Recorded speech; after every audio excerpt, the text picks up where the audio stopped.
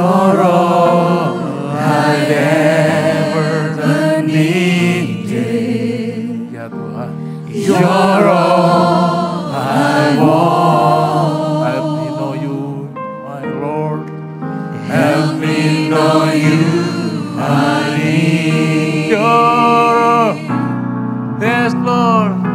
You're all I want. Oh, You're all I've ever needed. yes Lord. You're all I want. Help me know you, I need. You're all I want. Ini doa kami Tuhan. Ini kerinduan kami untuk mengenal Engkau lebih lagi. Yes Lord. You're all I Sekali lagi katakan help me oh Lord. Yes Lord. help me know you, I need. You're all. You're all I want. You're all I ever needed. You're all I want. Help me know you, Sekali lagi katakan you're all I want. yes Lord. You're all I ever needed. You're all I want. Help me know you, I need. Biarkan musik menyembah Tuhan malam ini, kita datang kepada Tuhan dengan doa dan kerinduan untuk lebih mengenal lagi. Sebab banyak orang yang haus dan lapar akan kebenaran firman Tuhan, dia akan dipuaskan dan akan dikenyangkan. Kami tahu hari ini Tuhan, tidak ada sesuatu yang berarti di hidup kami selain hanya Engkau Tuhan. Ajari kami mengenal Engkau. Ajari kami sejalan dengan Engkau. Ajari kami Tuhan untuk mengerti apa yang menjadi isi hati-Mu buat hidup kami. Sehingga kami sungguh-sungguh hidup dalam anugerah. Bukan kami hidup punya anugerah. Kami hidup di dalam anugerah-Mu. Di dalam kasih cinta-Mu Tuhan yang luar biasa dalam hidup kami. Dan kami mau aplikasikan itu semua dalam hidup kami Tuhan. Karena ini kerinduan kami Tuhan. Berbicara kepada kami ya Tuhan malam hari ini Tuhan. Biar kiranya Tuhan roh hikmat dan pengertian turun di tengah-tengah kami. Hamba-Mu yang tidak ada apa-apanya Kau sembunyikan di belakang salib-Mu. Sehingga hari ini Tuhan yang nampak hanya kemuliaan Tuhan. Yang dinyatakan buat setiap kehidupan kami. Kami siap mendengarkan firman-Mu. Berbicaralah kepada kami Tuhan. Karena kami tahu langit bumi kan lalu lenyap. Tapi firman itu tinggal tetap. Dan manusia tidak hidup dari roti saja. Tapi setiap perkataan firman yang keluar dari mulut Tuhan. Yang mengubahkan dan memberkati hidup kami. Semua yang percaya dan siap sambut firman-Nya. Yuk mari sama-sama katakan. Amin. Amen, amen, amen. Silakan duduk, sudah dikasih Tuhan. Selamat malam dan shalom. Luar biasa anugerah Tuhan buat kita semua. Kalau sampai hari ini kita masih bisa berada, boleh menyembah Tuhan adalah satu hal yang ajaib. Saudara, hari ini saya diberi tema tentang anugerah yang sempurna. Namun saya ingin bagian kepada saudara hari ini, bagian daripada subtema besar kita adalah tentang bagaimana kita hidup di dalam kasih karunia. Hidup dalam anugerah Tuhan. Sudah dikasih Tuhan, tidak berpanjang tapi saya ingin menyampaikan sesuatu yang Tuhan taruh di hati saya dan saya doakan di ibadah hari ini. Yaitu akan kebenaran firman Tuhan yang saya dapati. Yang pertama, Tuhan ingatkan kepada kita bahwa Rasul Paulus pernah menuliskan di dalam kitab 1 Korintus pasal yang ke-15. Surat 1 Korintus pasal yang ke-15 ayat yang ke-10. 1 Korintus 15 ayat ke-10. Alkitab berkata demikian, Rasul Paulus menuliskan, tetapi kasih karunia Allah, ya, tetapi karena kasih karunia Allah, aku adalah sebagaimana aku ada sekarang.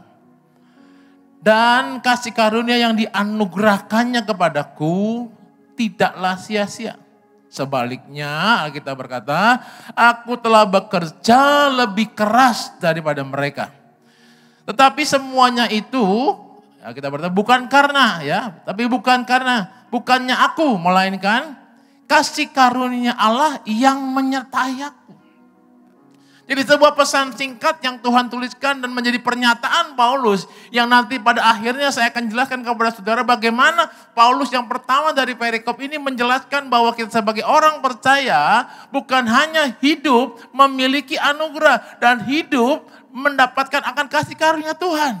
Tapi Rasul Paulus mengaplikasikan apa yang dia terima, dia berkata, yuk mari kita hidup di dalam anugerah. Katakan sama-sama, hidup dalam anugerah. Hidup dalam kasih karunia.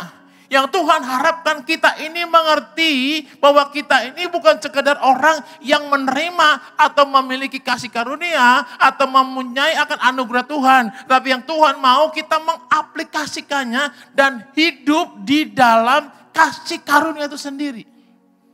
Seperti apa Pak?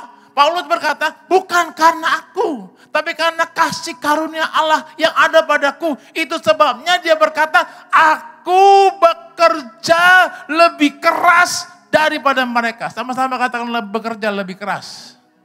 Kalau kita ingin hidup di dalam anugerah Tuhan dan bukan sekedar memiliki anugerah Tuhan, kita harus kerja lebih keras buat Tuhan, harus bekerja lebih sungguh-sungguh lagi, harus lebih lagi dan lebih lagi. Yang mau sama-sama katakan amin dan berikan tepuk tangan bagi Tuhan kita.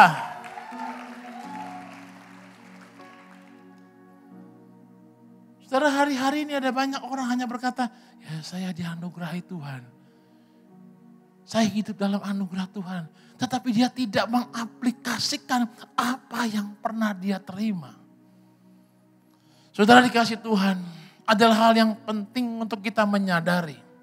Bahwa sesuatu anugerah, sesuatu kasih karunia yang kita terima adalah sesuatu pemberian yang seharusnya tidak layak kita terima. Itu namanya kasih karunia. Kalau hari ini kita tidak menyadari bahwa hari ini kita adalah orang-orang atau pribadi-pribadi yang sangat istimewa dalam Tuhan. Karena apa yang ada pada kita hari ini adalah kasih karunia-Nya, anugerahnya. Yang semestinya Anda dan saya tidak layak menerimanya. Tapi itu Dia berikan buat kita yang percaya dan mengasihi Dia dan yang mau taat kepadanya. Karenanya harus diaplikasikan dalam bentuk sebuah kerja yang keras.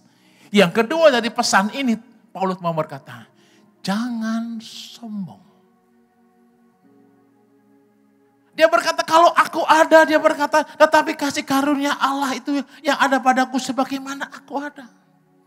Dan kalaupun dia bisa bekerja keras, kalaupun dia bisa mengusahakan segala sesuatu, kalaupun dia bisa berbuat sesuatu, kalaupun mungkin dia bisa melayani, bernubuat, bahkan mengusir setan sekalipun, bahkan membangkitkan orang mati sekalipun, dia berkata itu karena Tuhan. Jadi buat kita nggak ada alasan sombong. Katakan sombong itu musuh Tuhan. Jangan lihat kiri kanan, jangan lihat saya. Bilang begini dalam hati saudara, saya tahu yang mana orangnya. Orang sombong, dia tidak hidup dalam anugerah Tuhan. Dia tidak mengerti bahwa apa yang dia miliki itu semua karena titipan Tuhan dalam hidupnya. Dan sebuah pemberian yang luar biasa, yaitu apa? Kasih karunia-Nya, keselamatan yang luar biasa. Bukan hasil usahamu, bukan hasil pekerjaanmu, tetapi itu karena pemberian Tuhan. Saudara yang dikasih Tuhan, ini yang kita harus sadari. Yang kedua, kita lihat boleh bantu satu mic buat Ibu Betty.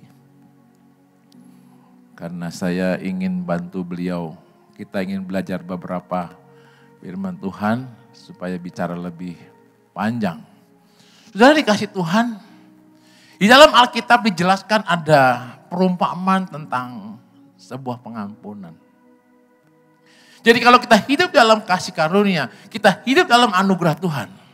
Seharusnya kita menyadari bahwa semua pemberian Tuhan kepada kita, ada sebuah kisah, ada sebuah perumpamaan yang Yesus mau ceritakan kepada kita. Yang kita mesti belajar untuk melakukannya dan kita belajar untuk mengerti apa yang dia maksudkan tentang kasih karunia yang kita terima dan kita mau hidup di dalamnya. Matius pasal 18 ayat ke-21. Matius pasal 18 ayat ke-21. Yang masih bersama saya katakan halo. Luar biasa. Berikan tepuk tangan buat Tuhan kita. Saya percaya malam hari ini ada sesuatu yang ajaib yang sedang Dia sediakan buat kita. Amin. Matius pasal 18 ayat 21 sampai seterusnya. Perumpamaan tentang pengampunan. Kemudian datanglah Petrus dan berkata kepada Yesus, Tuhan, sampai berapa kali aku harus mengampuni saudaraku jika ia berbuat dosa terhadap aku? Sampai 7 kali? Yesus berkata kepadanya, bukan, aku berkata kepadamu bukan sampai 7 kali, melainkan sampai 70 kali 7 kali. Sebab hal kerajaan sorga seumpama seorang raja yang hendak mengadakan perhitungan dengan hamba-hambanya. Setelah ia mulai mengadakan perhitungan itu, dihadapkanlah kepadanya seorang yang berhutang 10.000 talenta. Tetapi karena orang itu tidak mampu melunaskan hutangnya, raja itu memerintahkan supaya ia dijual beserta anak istrinya dan segala miliknya untuk pembayar hutangnya. Maka sujudlah hamba itu menyembah dia, katanya, sabarlah dahulu, segala hutangku akan kulunaskan. Lalu tergeraklah hati raja itu oleh belas kasihan akan hamba itu, sehingga ia membebaskannya dan menghapuskan hutangnya. Tetapi ketika hamba itu keluar, ia bertemu dengan seorang hamba lain yang berhutang 100 dinar kepadanya. Dia menangkap dan mencekik kawannya itu, katanya, bayar hutangmu. Maka sujudlah kawannya itu dan memohon kepadanya, sabarlah dahulu, hutangku itu akan kulunaskan. Tetapi ia menolak dan menyerahkan kawannya itu ke dalam penjara sampai dilunaskannya hutangnya. Melihat itu kawan-kawannya yang lain sangat sedih, lalu menyampaikan segala yang terjadi kepada tuan mereka. Raja itu menyuruh memanggil orang itu dan berkata kepadanya, hai hamba yang jahat, seluruh hutangmu telah kuhapuskan karena engkau memohonkannya kepadaku.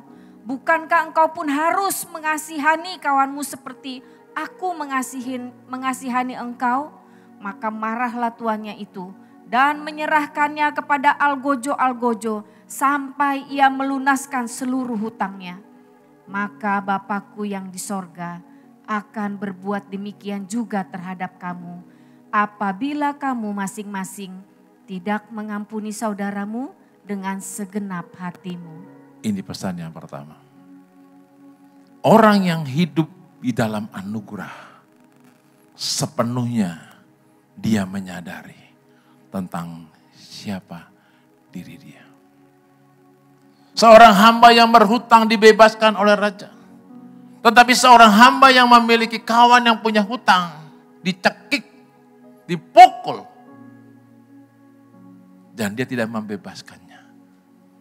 Pesan saya hari ini yang pertama, kalau kita ingin mendapatkan dan mengerti akan anugerah yang sempurna dan hidup di dalam anugerah Tuhan, engkau harus belajar melepaskan akan pengampunan kepada siapapun. Sebab dengarkan baik, Bapakku yang di sorga akan berbuat demikian juga terhadap kamu apabila kamu masing-masing tidak mengampuni saudaramu dengan segenap hatimu. Mengampuni susah, sulit, tapi gak susah. Gampang, tapi gak mudah. Saudara, dalam hidup saya pernah mengalami 3 kali yang menurut saya sulit untuk saya bisa lalui. Tapi oleh karena saya menyadari, mengenali tentang apa yang Tuhan sudah beri buat saya. Apa yang pernah Yesus lakukan buat saya. Sehingga kemampuan itu ada pada saya. Dan saya sadari dengan kesadaran itu saya bisa melepaskan apa yang menjadi perintah Tuhan buat hidup kita. Hidup dalam anugerah adalah hidup yang mau mengampuni. Hidup yang mau melepaskan sesuatu untuk orang lain. Dan bukan untuk kepentingan diri kita sendiri. Apalagi kita menahan-nahan untuk mengampuni. Menahan-nahan untuk melepaskan hal yang baik dari kehidupan kita. Sebab jika tidak demikian, ditutup dengan ayat ini bahwa Bapakku yang di sorga, dia berkata, akan berbuat juga demikian. Saya berdoa tidak ada orang di tempat ini yang suka menahan akan sebuah pengampunan. Karena saya percaya kalau kita sadar bahwa kita sudah diampuni, apa susahnya, bahasa gampangnya, untuk mengampuni.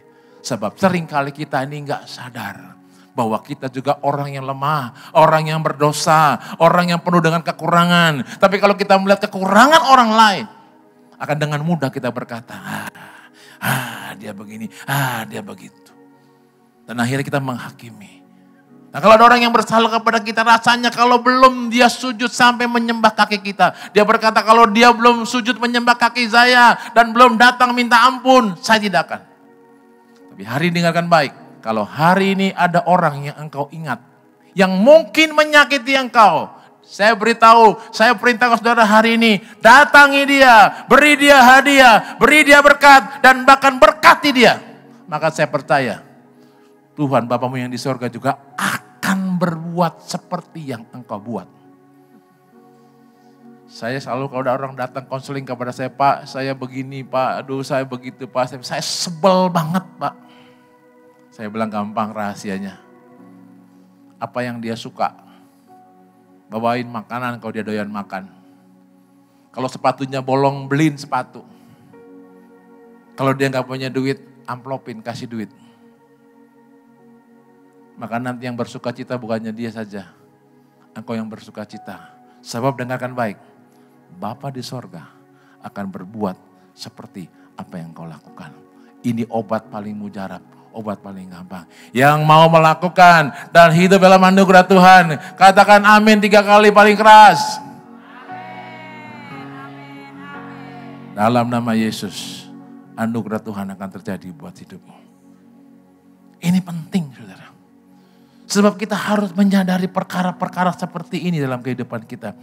Sebab jika tidak demikian, kita ini menjadi orang Kristen yang hanya punya kasih karunia, punya anugerah. Tapi kita tidak hidup di dalamnya. Karena Rasul Paulus berkata dia bekerja lebih keras. Dia bekerja lebih sungguh-sungguh. Dia tidak sombong karena dia tahu itu semua dari Tuhan. Dan hari ini kita mau belajar bahwa yang pertama orang yang hidup dalam anugerah Tuhan adalah mereka yang mau melepaskan pengampunan. Sebab dia menyadari akan siapa dia yang sudah diampuni. Yang kedua kita melihat dari Yohanes pasal yang ke-13. Ayat yang pertama. Mari Ibu Betty. Yohanes pasal 13. Ayat yang pertama.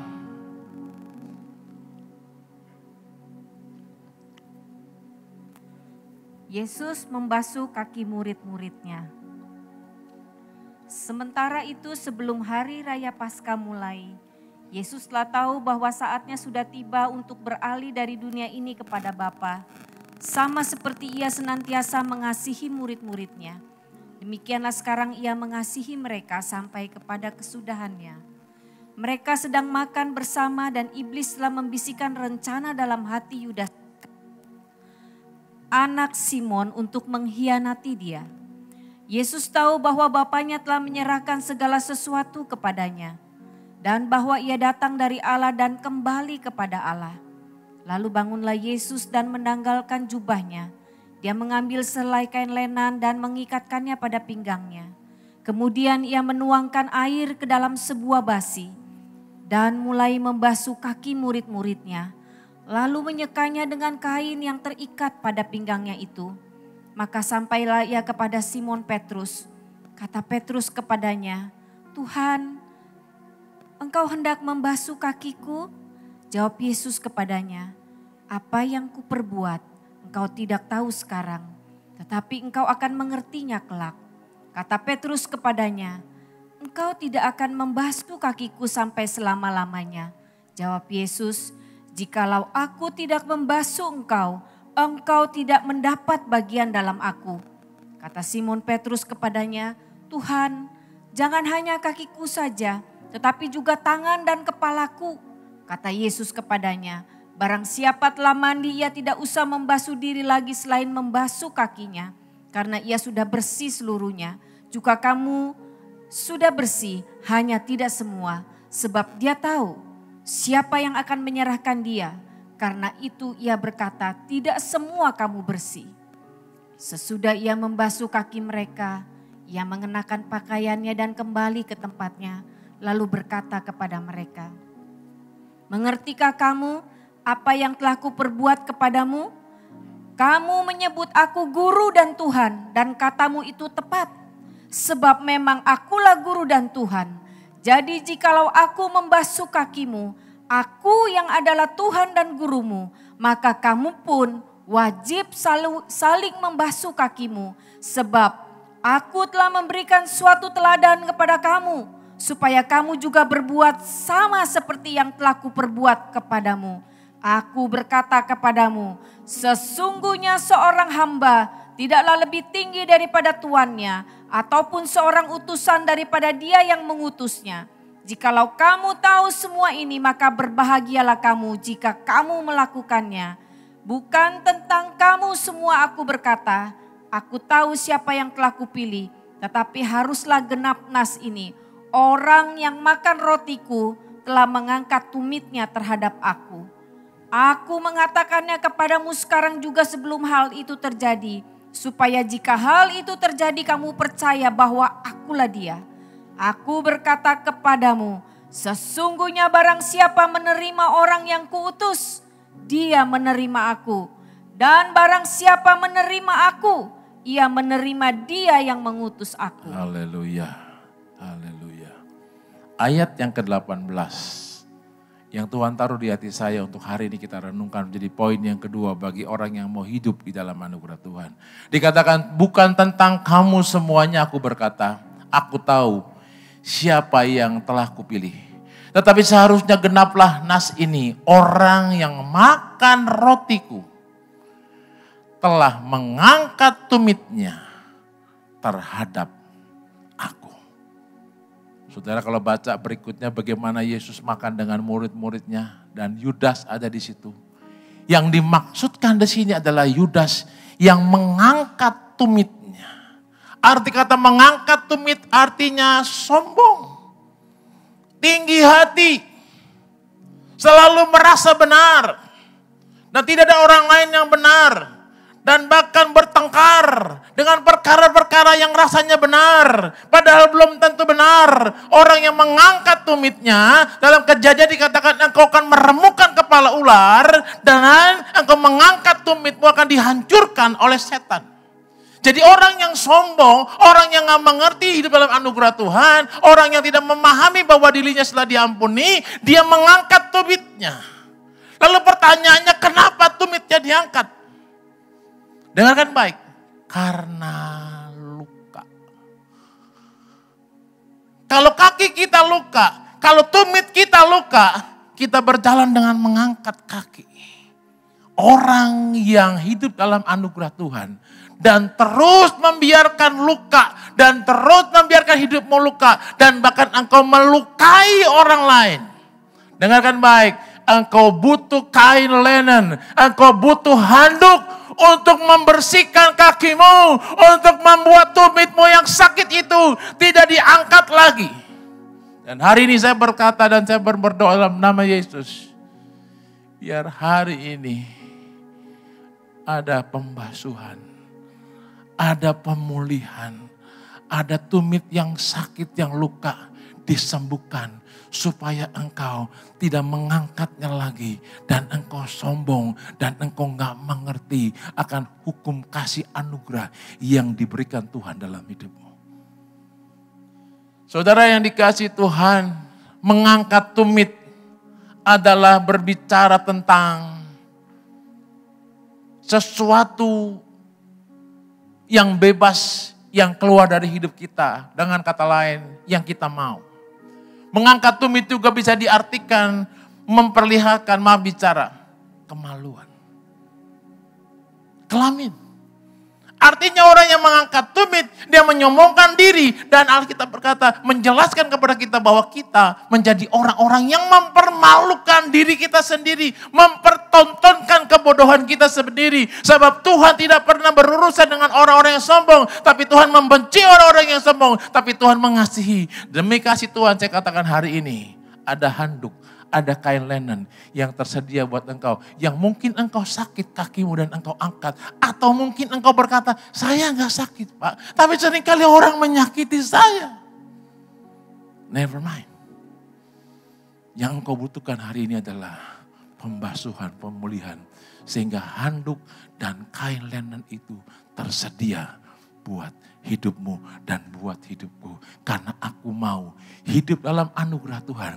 Karena aku mau dan aku mengerti bahwa dosaku sudah diampuni. Apa susahnya aku mengampuni orang. Tetapi kalau engkau enggak punya dan enggak mengerti bahwa engkau diampuni, engkau akan berbuat seperti hamba yang jahat. Yang menagih hutang dan mencekik temannya sendiri. Hidup dalam anugerah Tuhan butuh yang namanya pengertian untuk bisa mengampuni. Punya kebesaran hati untuk mengampuni. Dan tidak mengangkat tumit dan berkata, saya ini, who I am, siapa aku ini. Seringkali kita marah dan kita berkata, lu gak kenal siapa gua. Emang gak kenal. Anda aja gak kenal dirimu sendiri. Sudah dikasih Tuhan, saya berdoa supaya engkau dianugerahkan Tuhan dan tetap mau mengaplikasikan anugerah itu hidup dalam engkau dan engkau menjadi orang-orang yang luar biasa yang mau katakan amin. Si bungsu dan si sulung. Kalau kita baca di dalam Alkitab ya, di dalam Lukas pasal 15. Sudah dikasih Tuhan, kita mungkin sudah mengerti semua cerita ini. Ketika si bungsu meminta barisan, menghabiskannya dan dia pulang, bapaknya memestakan dia. Dikenakannya cincin, dikenakannya pakaian yang baru, sepatu yang baru, dikenakannya segala sesuatu dan hamba-hambanya dipanggil untuk berpesta dan merayakan anak yang hilang telah kembali. Apa yang terjadi dengan si sulung? Si sulung mendengar bunyi-bunyian, Alkitab berkata, dia berkata, ada apa di rumah kita? Kok rame-rame seperti itu? Orang berkata bahwa hambanya berkata bahwa bapakmu bikin pesta. Karena si bungsu telah pulang, yang hilang telah kembali. Bapakmu dengan senang hati merayakannya, membuat pestanya. Si sulung tetap ada di luar. Dengarkan baik, dia di luar. Bukan karena dia tidak mau masuk. Tapi dengarkan baik, dia sengaja tidak diundang oleh bapaknya. Sebab tradisi orang Yahudi, kalau orang Yahudi bikin pesta, anak yang sulung harus jadi IO-nya. Jadi event organizer-nya. Harus jadi orang yang terkemuka. Harus orang yang di depan. Mengatur semua pesta. Menyambut tamu-tamu yang datang. Dan memberikan tempat yang terhormat buat dia. Tapi oleh karena dia lihat kemarahan yang ada pada si sulung. Bapaknya gak mengundang dia. Bapaknya gak menempatkan dia di tempat yang terhormat. Karena dengarkan baik. Buat bapak dilema. Merayakan pesta buat si bungsu. Atau mengundang si sulung. Yang hatinya, dengarkan baik. Tidak punya pengampunan. Dan tidak punya handuk buat adiknya. Persoalan ini penting buat hidup kita. Seringkali Tuhan menjadi dilema buat kita. Dia mau berkati kita. Tapi dengarkan baik. Tuhan gak lihat. Kalau kita diberkati. Apakah kita akan tetap mengangkat tumit. Atau kita lebih sombong. Dan kita gak ngampuni orang. Dan berkata kita lebih luar biasa. Karena buktinya toh saya seperti ini saja. Toh tetap diberkati Tuhan. Buat bapak seringkali dilema antara si bungsu dan si sulung. Sebenarnya Tuhan ingin setiap kita mendapatkan tempat yang terhormat. Mendapatkan tempat untuk memimpin. Mendapatkan tempat untuk menerima akan segala sesuatunya yang terbaik. buat kehidupan kita. Saudara bisa bayangkan. Kalau si sulung yang seperti ini yang gak punya handuk, yang gak punya pengampunan buat adiknya, menjadi kepala pemimpin pesta, dan orang datang ke pesta itu, dan orang berkata, shalom. Dia berkata, hari ini kita pesta-pesta, nikmati aja. Kan gak enak. Buat Bapak seringkali, orang-orang yang tidak punya handuk, dengar baik, bukan Tuhan menahan berkat buat kita. Tapi seringkali Dia tunggu kita untuk tetap humble, tetap menghamba, tetap berkata, aku gak mengangkat tumitku, aku gak mau sombong, aku gak mau tinggi hati, karena aku ingin hidup dalam anugerah Tuhan. Karena aku sadar yang ada padaku semuanya karena Tuhan. Yang mau dan tetap memiliki handuk, memiliki kain lenan seperti Yesus membasuh akan kaki murid-muridnya. Katakan sama-sama, amin. Ini penting, sudah dikasih Tuhan. Sebab dalam banyak hal, Tuhan selalu tetap tersedia dan mau menolong setiap kita. Tapi seringkali yang berurusan di dalam, yang berurusan dengan akan hati kita, yang berurusan akan sikap kita, yang berurusan dengan karakter kita, berurusan dengan attitude kita. Seringkali buat Tuhan ini, dengarkan baik, dilema. Hati Tuhan seperti kepada si bungsu, dan saya percaya itu ada pada kita. Tapi seringkali Tuhan tidak melihat pada anak-anaknya.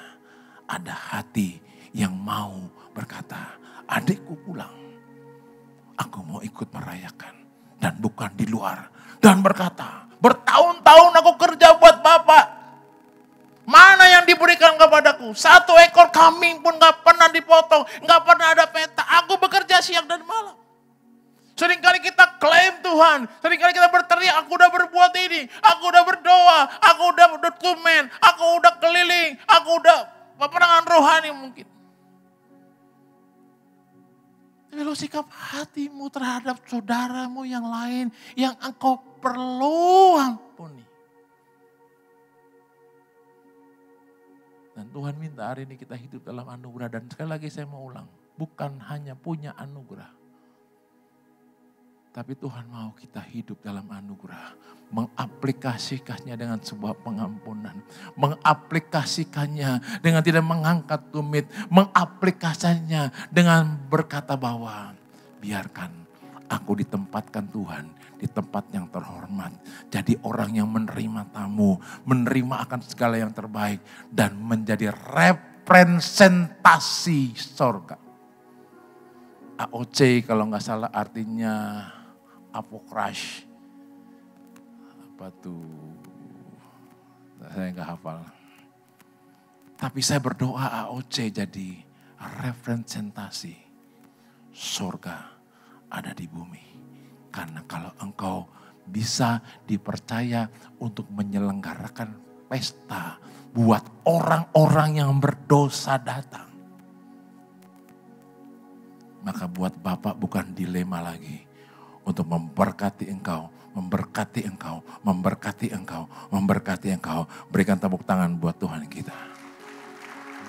Jangan biarkan Tuhan dilema karena kita.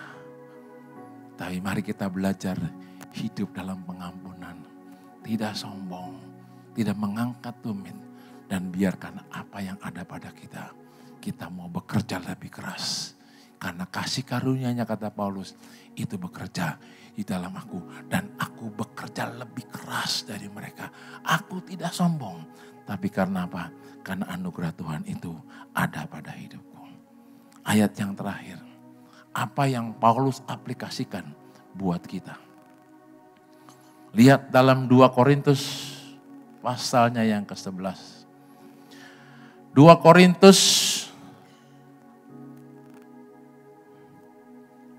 Korintus pasal yang ke-11.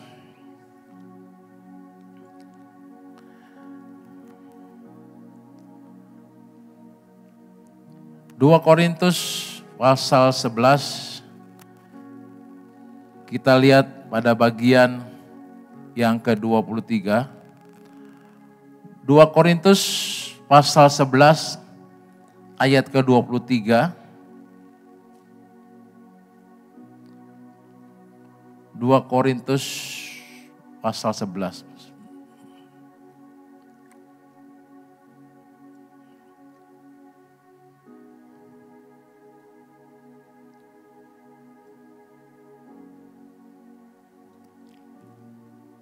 Ini yang Paulus aplikasikan tentang bahwa dia adalah menyatakan kepada kita hidup dalam anugerah Tuhan.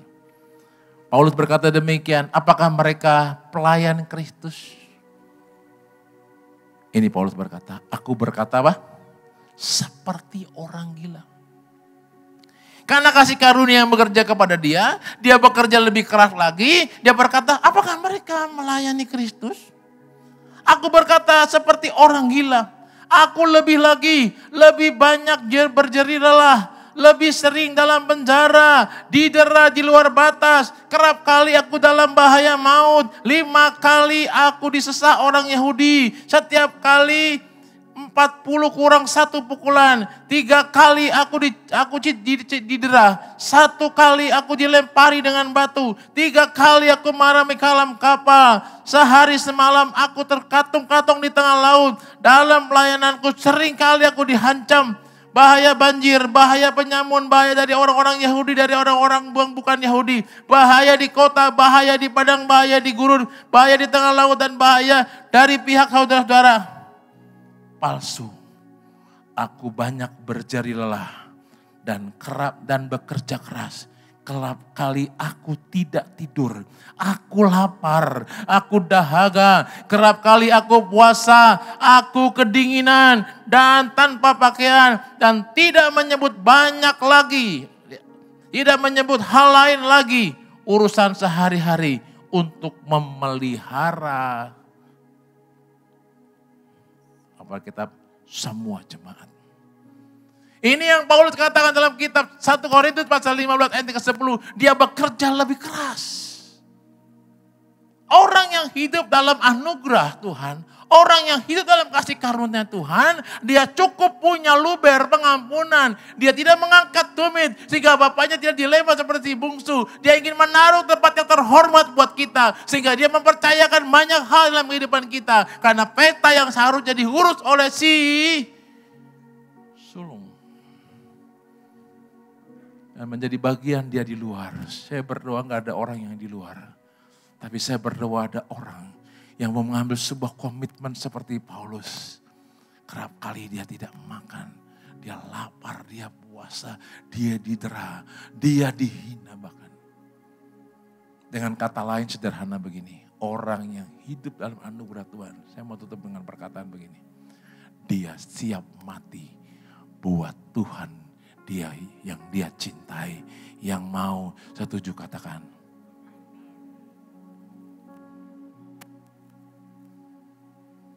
Siap atau tidak siap, pilihan ada pada kita. Tapi yang pasti saya mau katakan hari ini, jangan jadi orang yang hanya berkata, aku punya anugerah, aku hidup dalam kasih karunia. Tapi saya mau beritahu, hiduplah di dalam anugerah, hiduplah di dalam kasih karunia-Nya. Sehingga apa yang baik, yang Bapa sudah sediakan, yang semestinya kita tidak layak terima. Hari ini dengarkan baik, sudah kita terima. Dan saya mau tutup dengan perkataan, Tuhan akan tambahkan kepada kita. Katakan sama-sama, ditambahkan, dipercayakan, dihormati. Karena kita berkata barang siapa melayani Tuhan, dia dihormati Bapa. Saudara bayangkan gak, melayani Tuhan itu mendapatkan penghormatan dari Bapa. Ini hal yang penting buat hidup kita. Doa saya sederhana sore hari ini sebelum saya tutup. Mari yuk kita punya hal yang luber untuk mengampuni. Mari yuk jangan kita mengangkat tumit kita. Kalau engkau luka, engkau bicara sama Tuhan. Tapi jangan engkau melukai dan hidup terus jahat kepada yang lain. Tapi Tapi kalau hari ini engkau berkata, aku mau Tuhan, engkau percayakan jadi pemimpin pesta. Aku mau Tuhan punya handuk untuk adikku, untuk temanku, untuk saudaraku, untuk siapapun yang namanya sebuah pengampunan. Maka sebenarnya Bapak sedang mempersiapkan engkau dan menyambut engkau dalam sebuah pesta. Bukankah di kitab Wahyu dikatakan, kelak nanti kalau Tuhan datang, kita duduk sehidangan dengan Raja kita. Hari ini saya mau berkata, ada pesta Tuhan. Dan hanya orang-orang yang memiliki dan punya handuk dan memiliki kain lenan. Saudara, kalau Anda bayangkan Yesus ya, ngeri. 33 tahun. Bahkan pelayanan Yesus mungkin hanya 12 tahun dia bait Allah. Kemudian umur 33 dia tidak ada. Mungkin hanya sekitar 28 tahun. Udah sampai 12, 33, 12, 18 tahun something. Hidup bersama-sama dengan pelayan-pelayan Tuhan dan murid-muridnya. Dan ada di antara muridnya yang duduk sehidangan dengan dia dan mengkhianati dia. Tapi toh tetap Tuhan membasuh kakinya. Tapi toh tetap Tuhan datang kepadanya dan membasuh. Saya berdoa hari ini Tuhan beri kita kemampuan. Hanya orang-orang yang mau hidup di dalam anugerahnya, di dalam kasih karunia-Nya. Maka engkau akan melihat mulai hari ini kau mengalami perbedaan. Kau mengalami hal yang dahsyat. Karena kelak nanti engkau akan duduk sehidangan dengan Tuhan. Dalam pesta untuk menyambut si bungsu yang pulang. Orang-orang yang berdosa akan datang dan akan dilayani. Dan duduk engkau bersama dengan Tuhan. Dan dia beri engkau tempat terhormat untuk memimpin semuanya itu. Karena Tuhan percayakan sesuatu kepadamu. Tutup Alkitabmu. Jadi kita datang kepada Tuhan. Terima kasih Tuhan. Terima kasih Tuhan. Mari berdiri bersama-sama. I am here because of your grace. I am here because of your love, Lord Jesus. I am so thankful for your grace abounds to me. I am here. I am here because of your grace.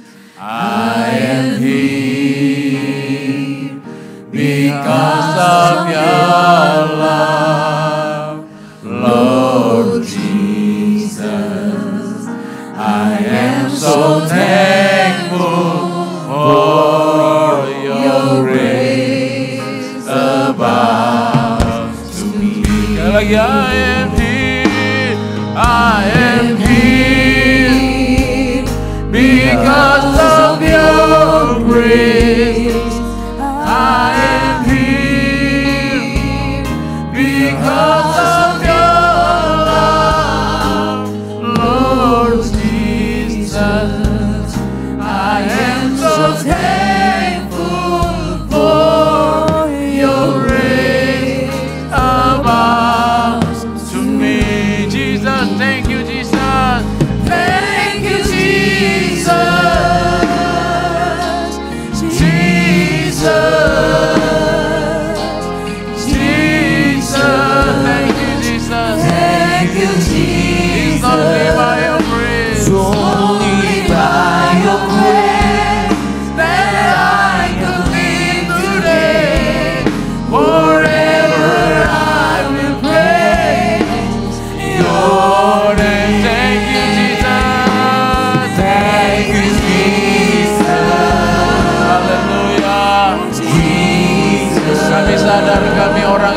sudah terima anugerah Tuhan. Biar kami aplikasikan, kami hidup di dalam Engkau Tuhan.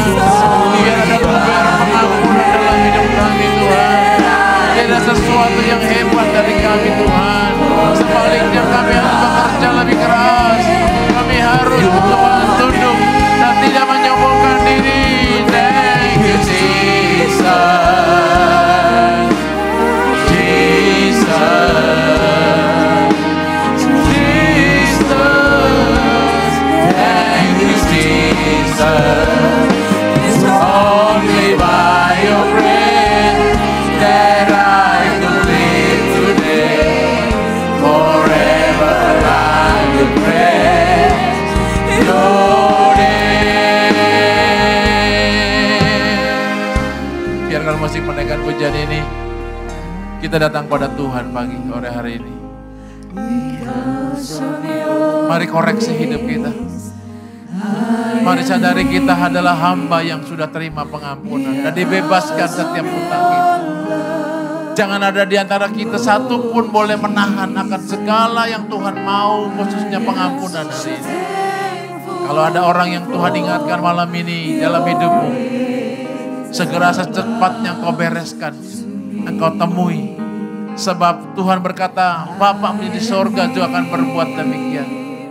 Jangan engkau berkata, aku bisa segala sesuatu, engkau mengangkat tumit kau sempong. Oleh karena mungkin juga kakimu luka. Sebab setan akan menghancurkan setiap kaki kita yang terluka. Kami mau berkata hari ini, dan biarkan Tuhan hari ini membasuh kakimu, menyembuhkan engkau, memulihkan engkau, sehingga engkau bisa melihat saudaramu, hingga engkau punya kain, engkau punya handuk untuk saudaramu, dan bisa engkau ditempatkan Tuhan di tempat yang terhormat. Dan biarkan hari ini kau bekerja lebih keras. Seperti Paulus berkata, biar aku bekerja lebih keras. Tapi itu bukan karena aku. Itu juga karena kasih karunia yang bekerja padaku. Tuhan, biar hari ini Tuhan, aku berdoa AOC jadi representasi Tuhan. Sehingga AOC boleh menyelenggarakan pesta. Kami percaya Tuhan di tempat ini Tuhan, Engkau selalu menanti kasih si bungsu yang terhilang. Datang dan dibasuh, datang dan dipulihkan di dalam nama Yesus. Biar gereja tempat ini Tuhan AOC jadi bengkel untuk memperbaiki semua yang salah Tuhan. Dan di sini ada melepaskan pengampunan. Di sini ada anugerah Tuhan. Di sini ada kasih karunia Tuhan. Karena kami semua mau hidup di dalamnya dan mengaplikasikannya buat Engkau Tuhan. Terima kasih. Haleluya.